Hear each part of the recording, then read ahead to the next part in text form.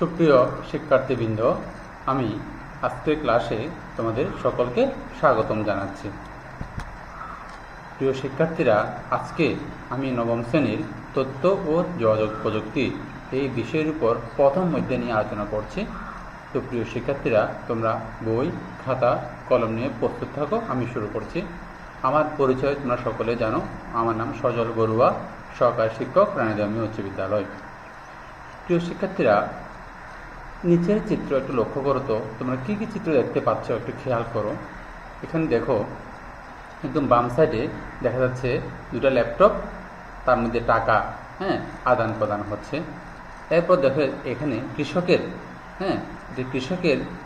কৃষক জমিতে কাজ করছে এবং সাথে এখানে মোবাইল দেখা যাচ্ছে। এদিকে দেখো কোনো জমি জমা সংক্রান্ত কাগজ আদান প্রদান করছে এবং এখানে এই প্লাস চিহ্ন দেখতে পাচ্ছ, কোনো ডাক্তার তার প্রেসক্রিপশন দিচ্ছে। এগুলো কিন্তু সবগুলো হচ্ছে কিসের মাধ্যমে? তথ্য ও যোগাযোগ প্রযুক্তির মাধ্যমে। তো প্রিয় শিক্ষার্থীরা, তোমরা নিশ্চয়ই বুঝতে পারছো এখন আমি কি পাঠ শুরু করতে যাচ্ছি। তাহলে আজকের পাঠের বিষয় কী হবে? আজকের পাঠের বিষয় হবে ই সার্ভিস ও বাংলাদেশ। ই সার্ভিস ও বাংলাদেশ। আজকে আমরা ই সার্ভিস এবং বাংলাদেশ নিয়ে আলোচনা করব। প্রিয় শিক্ষার্থীরা, এই পাঠ শেষে আমরা কি কি দক্ষতা বা কি কি শিক্ষণফল অর্জন করতে পারবো একটু এক নজরে দেখে নিই।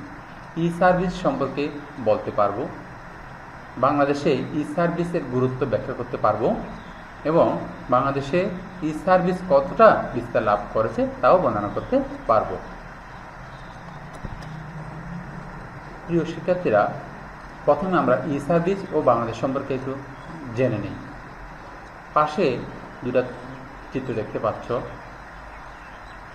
ডান পাশে দেখো এখানে কি বলা আছে, সরকারি ও বেসরকারি অনেক সেবামূলক সংস্থা সার্বক্ষণিকভাবে অথবা সময়ে সময়ে দেশের জনগণকে বিভিন্ন সেবা প্রদান করে থাকে। এই সেবা হতে পারে এক স্থান থেকে অন্য স্থানে যাতায়াত কিংবা কোনো জমির দলিলের নকল সরবরাহ করা। ডিজিটাল পদ্ধতি চালু হওয়ার পূর্বে এই সকল সেবার ক্ষেত্রে সেবা গ্রহীতাকে অবশ্যই সেবাদাতার সঙ্গে সরাসরি যোগাযোগ করতে হতো, কিন্তু ডিজিটাল পদ্ধতিতে সেবা গ্রহীতা নিজ বাড়িতে বসেই মোবাইল ফোনে বা ইন্টারনেটে একই সেবা গ্রহণ করতে পারে। দেখো প্রিয় শিক্ষার্থীরা, আসলে বর্তমানে এমন এক অবস্থা হয়েছে যে আমরা ঘরে বসেই আমরা এই সেবাগুলো পেতে পারছি। এই জন্যই নাম দিয়েছে ই সার্ভিস বা ই সেবা। আশা করি প্রিয় শিক্ষার্থীরা তোমরা বুঝতে পেরেছ। এরপর আমি পরের স্লাইডে যাচ্ছি। দেখো, ই সেবার একটা ই সেবা হচ্ছে ইলেকট্রনিক মানি ট্রান্সফার সিস্টেম বা ইএমটিএস। এটা কি? এটা হচ্ছে বাংলাদেশের ডাক বিভাগ। তোমরা নিশ্চয়ই জানো, পোস্ট অফিস। বাংলাদেশের ডাক বিভাগ কি করেছে? বাংলাদেশের ডাক বিভাগ ইলেকট্রনিক মানি ট্রান্সফার সিস্টেমের মাধ্যমে দেশের এক স্থান বা অঞ্চল থেকে অন্য অঞ্চলে নিরাপদে, দ্রুত এবং কম সময়ে বা কম খরচে টাকা পাঠানো যায়। 1 মিনিটের মধ্যেই 50,000 টাকা পর্যন্ত পাঠানো যায়। দেশের প্রায় সকল ডাকঘরে এই সেবা পাওয়া যাচ্ছে। তাই দেখো, এইটা একদম হচ্ছে ই সেবা। এটার নাম হচ্ছে ইলেকট্রনিক মানি ট্রান্সফার সিস্টেম বা ইএমটিএস। এই ইএমটিএস এর মাধ্যমে তুমি ইন্টারনেটের মাধ্যমে খুব সহজে এক স্থান থেকে অন্য স্থানে টাকা পাঠাতে পারবা। এটা ডাক বিভাগের একটা ই সেবা। তোমরা অবশ্যই বুঝতে পেরেছ, এক জায়গা থেকে জায়গায় টাকা পাঠানোর জন্য তোমরা অবশ্যই ডাক বিভাগের যে ই সেবা বা নগদ মাধ্যমে তোমরা এক জায়গা থেকে এক জায়গায় নিরাপদে খুব কম সময়ে এবং খুব কম খরচে তুমি টাকা পাঠাতে পারবা। এটা গভর্নমেন্টের একটা ই সেবা, ই পলিসি। তোমরা এইসব অবশ্যই গ্রহণ করবে এবং এই সম্পর্কে অবগত হবা। এরপর দেখো, চিত্র দেখতে পাচ্ছ প্রিয় শিক্ষার্থীরা, এখানে কৃষক জমিতে কাজ করছে এবং সাথে মোবাইল দেখতে পাচ্ছ। এবং একজন কৃষক ছবি তুলছে তার আখগুলোকে। এটা কি আসলে? এটার নাম হচ্ছে ই-পুরজি। এটা কি করে? দেশে 15টি চিনি কলের সকল আখ চাষি এখন SMS এর মাধ্যমে পুরজি তথ্য পাচ্ছে। পুরজি হচ্ছে চিনি কল সমূহে কখন আখের সরবরাহ করতে হবে সেই জন্য আওতাধীন আখ চাষিদের দেওয়া একটি অনুমতি পত্র। SMS এর মাধ্যমে আখ চাষিরা তাৎক্ষণিকভাবে পুর্জির তথ্য পাচ্ছে বলে এখন তাদের হয়রানি বা বিড়ম্বনার অবসান হয়েছে। দেখো এই ধরনের যে সেবা এটাকে বলে পুর্জি। পুর্জি কি করছে এটা দিয়ে?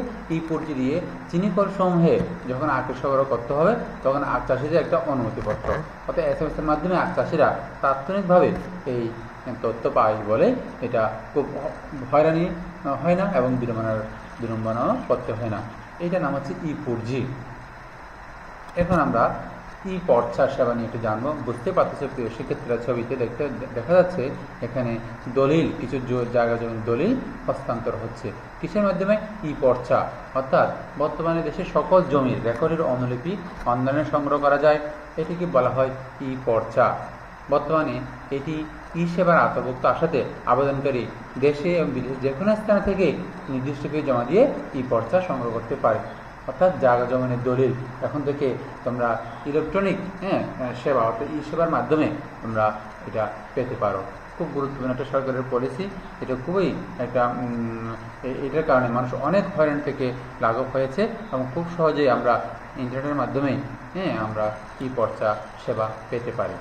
অর্থাৎ জায়গা জমি সংক্রান্ত যে কাগজপত্র দলিল সংগ্রহ করতে হয় সেটা আমরা ঘরে বসেই আমরা এটা পেতে পারছি। এরপর আসি খুবই গুরুত্বপূর্ণ একটা সেবা, স্বাস্থ্য সেবা।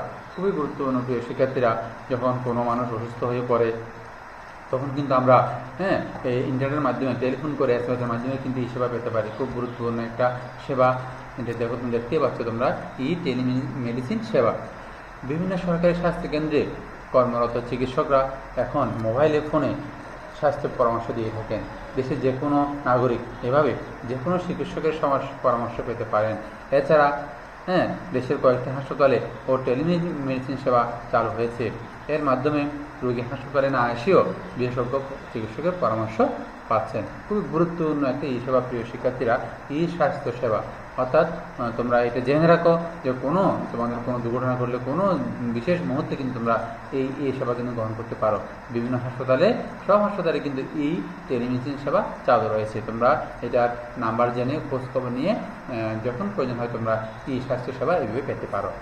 এটা সরকারের একটা পলিসি এবং উদ্যোগ, এটা সেবা, সেবা ইলেকট্রনিক সেবা। এরপর আসি আমরা যখন রেলওয়ে টিকিট কিনি, মোবাইল টিকিট কিনি, এটা কিন্তু এইটাও ঘরে বসে কিন্তু কাটা যায়। দেখো তোমরা বাংলাদেশের রেলওয়ে কয়েকটি আন্তনগর ট্রেনের টিকিট এখন মোবাইল ফোনেও ক্রয় করা যায়। আবার অনলাইনেও টিকিট সংগ্রহের মাধ্যমে ব্যবস্থা রয়েছে। ফলে নিজের সুবিধা মতো সময়ে রেল স্টেশনে না গিয়েও রেলওয়ে এবং বিমান নির্দিষ্ট গন্তব্যের টিকিট ক্রয় করা যায়। দেখো বিমান এবং রেলওয়ে কিন্তু এখন তোমরা ঘরে বসেই কাটতে পারো, টিকিট কাটতে পারো। অর্থাৎ তোমার ওখানে ওই রেলওয়ে অফিসে গিয়ে তোমার টিকিট কাটতে হবে না, ঘরে বসেই মোবাইলের মাধ্যমে অথবা ইন্টারনেট ব্যবহার করে তুমি টিকিট সংগ্রহ করে টিকিট কাটতে পারো। খুবই একটা ভালো একটা পদ্ধতি প্রিয় শিক্ষার্থীরা। তোমরা এই সম্পর্কে ভালো করে অবগত হবা, ভালো করে জানবা এবং এই সেবাগুলো তোমরা গ্রহণ করবে। তোমরা যত বেশি গ্রহণ করবে তত তোমাদের কাজটা সহজ, দ্রুত এবং সহজলভ্য হয়ে যাবে। কাজে এই সরকারের এই সেবাগুলো তোমরা পরিচিত হবে এবং জানবে এবং তোমরা নিজেরা গ্রহণ করবে, অন্যজনকেও সেটা সম্পর্কে অবগত করবে বা জানাবে বা শেয়ার করবে। প্রিয় শিক্ষার্থীরা, তোমাদের এই বিষয়ের উপর একটা বারিকাজ দিলাম। বর্তমান বৈশ্বিক মহামারী করোনা ভাইরাসের জন্য সার্ভিস গ্রুপ কতটা গুরুত্বপূর্ণ পালন করছে তা ব্যাখ্যা করে বাসায় খাতায় লিখে রাখবে এবং তোমরা বর্ণনামূলক লিখবা। হয়তো কোনো সময় স্কুল খুললে তোমরা এটা দেখাবে। তো প্রিয় শিক্ষার্থীরা, তোমাদের সকলকে ধন্যবাদ। সবাই ভালো থেকো, সুস্থ থেকো এই কামনায় আজকের পাঠ শেষ করছি। সবাইকে ধন্যবাদ।